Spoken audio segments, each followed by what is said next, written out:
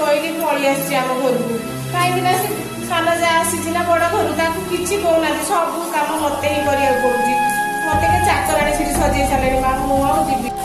କଣ କହିଲୁ ମା? କାହାକୁ କିଛି ନ ଜଣେଇ ତୁ ସବୁଦିନ ପାଇଁ ଘର ଛାଡି ଚାଲି ଆସିଛୁ? ହେଲେ କଣ ପାଇଁ? ସେମାନେ କଣ ତତେ କିଛି କହିଲେ? ତୁ ଠିକ କରିନୁ ମା। ଛି ମା, ସାନ ଯା ଏବେ ଆସିଛି ବାହା ହେଇକି, ସେ ତ ସାନ ଭଉଣୀ ପରିକା। ତୁ କହୁଛୁ ନା ସବୁ କାମ ମୋ ଶାଶୁ ଶ୍ୱଶୁର ମୋ ଦ୍ୱାରା କରାଉଛନ୍ତି, ଆଉ ସେ ବଡ଼ ଘରୁ ଆସିଛି, ମୁଁ ଗରିବ ଘରୁ ଆସିଛି, ସେଇଥିପାଇଁ ସେ ମୋତେ ବେଶୀ ଖଟଉଛନ୍ତି, ସେ ଘରେ ଚାକରାଣୀ ମୋତେ କରିସାରିଲେଣି। ମା, ଏସବୁ କହିବା ଠିକ ନୁହଁ।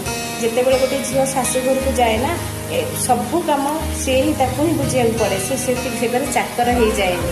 ଆଉ ଶାଶୁ ଶ୍ୱଶୁର କେବେ ଧନୀ ଗରିବ ଦେଖନ୍ତି ନା।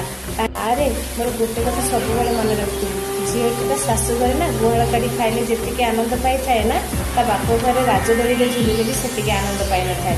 କାରଣ ବାପ ଘର ହେଉଛି ସବୁଦିନିଆ ନୁହେଁ, ଶାଶୁ ଘର ହେଉଛି ସବୁଦିନ। ଏମିତି ଭୁଲ ମୁଁ ଆଉ କେବେ କରିବି ନା।